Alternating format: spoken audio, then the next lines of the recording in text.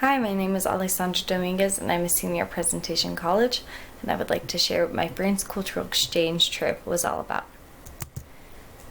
So intercultural communication with French people. From day one, I felt so welcomed into this French family's house, my host family.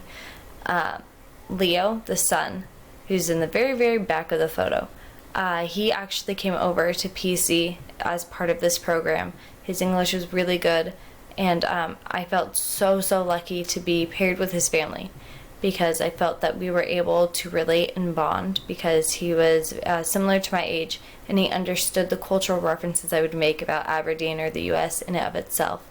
And I just really loved the family. Their little girl Lynn was so cute, and they were just always so welcoming and treated us really well. Their home cooked meals were amazing, and they just gave us the best experience, staying with their family and showing us around Lorient. As you can see, there's a photo of the classrooms. The classrooms were interesting because they were a bit more bleak than ours, if you can imagine. And the teachers actually switched more often than the students did. One fun feature that I just loved was that they had vending machines of coffee and hot chocolate in the hallways. And then we enjoyed many nights out with Leo and his friends. So we really got to see what life was like for people our age in the area, not just family life or the life of an adult, but we really were immersed in the culture of what it means to be late teens, early 20s in the area. Some examples of Brittany culture include these bowls, which I didn't know anything about until I got there. Their history goes back quite a few years. It's indicative of a period of time where there were a lot of poor families in the region, and as a result they didn't have plates or cups. They just had one bowl for each member of the family, and their names would actually be painted on.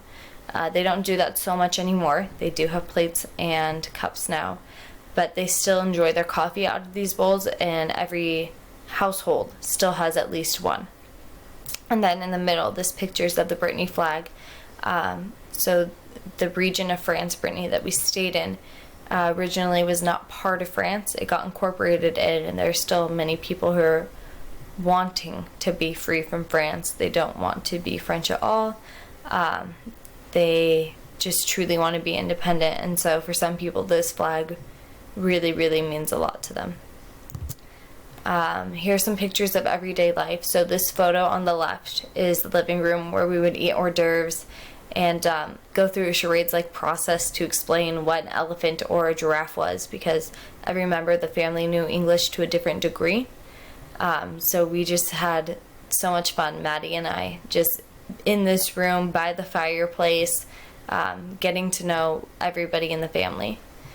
One day when we were driving through town, I was taking photos out the window, and I just happened to find this photo of a woman carrying bread back to her house, which was more of a common occurrence than I realized. I know it's a cliche, but I didn't realize how big a part bread was in the culture.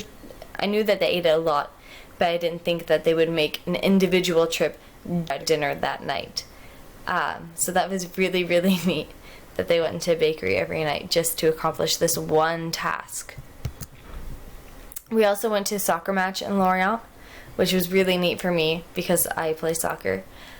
So I got to see this really nice stadium and this game. I got to meet the mascot, and it was just really cool. It was another cultural exposure that you wouldn't normally get if you just went to like Paris or Marseille on your own. So that was super neat for me. We went to the U.S. Normandy burial site, which was very somber. As you can see on the left-hand side, it's a photo of all of the sites where the American troops were buried. This is actually American soil that the France gifted onto us so that our soldiers may rest on land owned by the United States. And you can see just how immense this area is. This is only a fraction of the property there. In the middle, there's a statue, one of several throughout the space, which I just thought was, very remarkable. And then on the right is the infinity pool that you see from outside of the museum/monument that they've built to the sacrifice of these soldiers. And it was just very eye-opening. We also went to a museum based around the same subject, and I've only seen it from the American point of view. So it was really, really great to see a different culture's mindset going into World War II and the Nazis and Hitler, because generally here we just say, like, then the Americans came and everything was great. But when you go to the museums in France, they really show the buildup and the actual damage that their town sustained, including Lorient. And it just showed that, like, yes, the Americans came and things did get better, but it didn't happen overnight, and there was still a lot to be done even after we left. We also went to Mont Saint-Michel, which was really, really neat. It's this abbey with quite a history. Technically, it's in Normandy, but originally the island, belonged to Brittany, and Brittany gifted it to Normandy so that they could build this. And so to this day, it's argued whether this abbey belongs to Brittany or Normandy.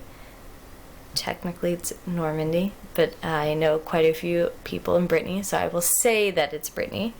But it was just so neat. There are these maze-like streets inside, and I really got to venture out and explore pretty much every street between the borders of it to the very middle, and you can see, like, all these shops, and you can imagine the way that the people that lived there lived their lives, like where they got their bread on their daily walk, and it was just really, really amazing.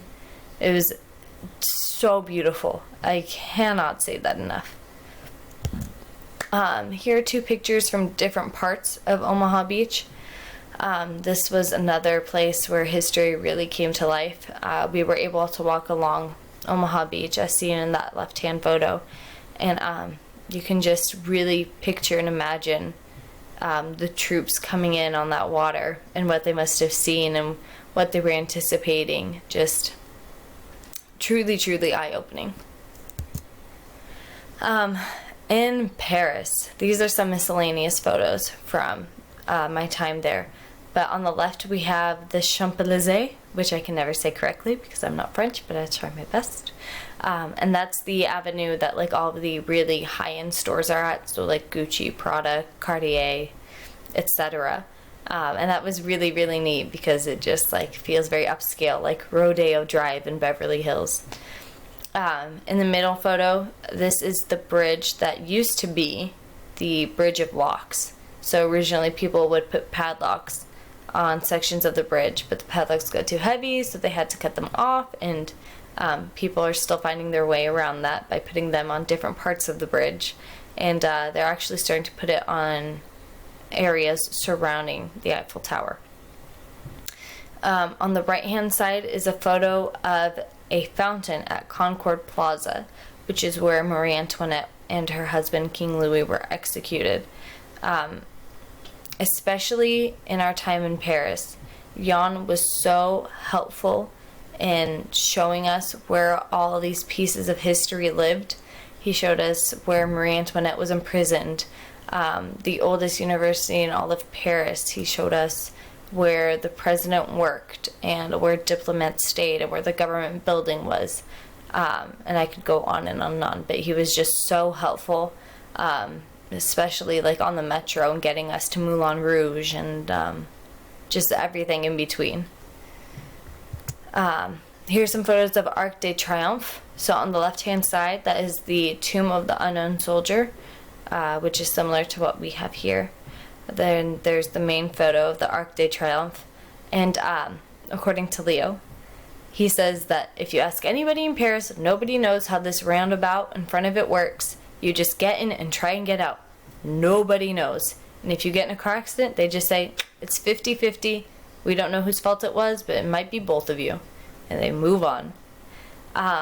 Anyhow, on the right-hand side, you can see the architecture at the top of the Arc de Triomphe when you're standing within that archway, and you look up and it's just so detailed. Just everything is so meticulously done. I can't imagine seeing the plans for this and knowing how to execute them, because it's just the work on it must have been monumental. But it was really amazing to see such an iconic place. Here's the Eiffel Tower, and that is me on the left-hand side. I've always seen photos of it. I know what it looks like. I've just kind of felt like, all right, you have to go because you're in Paris, so you have to. But when I saw it, I was really amazed. I didn't expect to be taken away the way I was. It was just so much better than any photo could picture it out to be. And it was amazing. At night, every hour on the hour, the Eiffel Tower just shimmered, and you could see it across all of Paris, and it just felt so beautiful. And I'm so happy I got to see it at night and during the day, because it was really something that is going to stick with me, and I'm so happy I was able to see it. Next is the catacombs. So this is again a little bit more somber. Different history than I thought. It was not created to house bones. Originally, there were salt mines from the ancient Romans, I believe. On the left-hand side, you can see these carvings. This man decided, these tunnels are empty. Maybe we can make it a tourist hotspot. And so he went about carving these sculptures from memory by hand. And there's several more. But it was just the intricacy in them is that I can't imagine how to carve limestone, or it's amazing. And then here we have the bones, which, as I said, were not originally there. They were placed there later, and that's quite a colorful past behind it. But I will say I 100% recommend the guided tour. I would absolutely do it again, and it was so helpful to have it in English and not French. And I just really enjoyed exploring the catacombs with our group and with this tour guide. Next up are the glass pyramids of the Louvre. I just felt like they were so iconic. I had to get pictures. The middle one is actually an inverted glass pyramid. And so that was really, really neat. And it feels like it shouldn't even be an entrance or on display. It feels like it's its own masterpiece. Inside of the Louvre, I took photos of this painting and this sculpture. I don't know what it was, but I just feel that they're so beautiful, and I would love to go see it again if I could remember where they're placed. There's so much art. I could have been there for 2 weeks, and I'm so grateful that I was able to go before this pandemic. And I wish I could have spent more time, but that's for my next trip. Some cultural food that I ate were these macaroons, which is from a place I can't pronounce. I also ate crepes, meringues, foie gras, which I was not too fond of. Escargot was okay, but I couldn't eat frog's legs. That was the line for me, and I just could not do it. Lastly, I will say how great this trip was for group bonding, because all these women, apart from Deb, were acquaintances at best to me, and I really feel that I've grown close with them. It was such a great trip for all of us to partake in. We still talk to each other, and I wouldn't have traded this group for anything in the world. And I'm just so happy I was able to go, and we were able to experience all of these things. There's honestly more items that we did, but there's no way I could put it all in here. But I'm very thankful to Deb and Mark and Jan for arranging all of this the way they have. So thank you, and I hope you enjoyed it.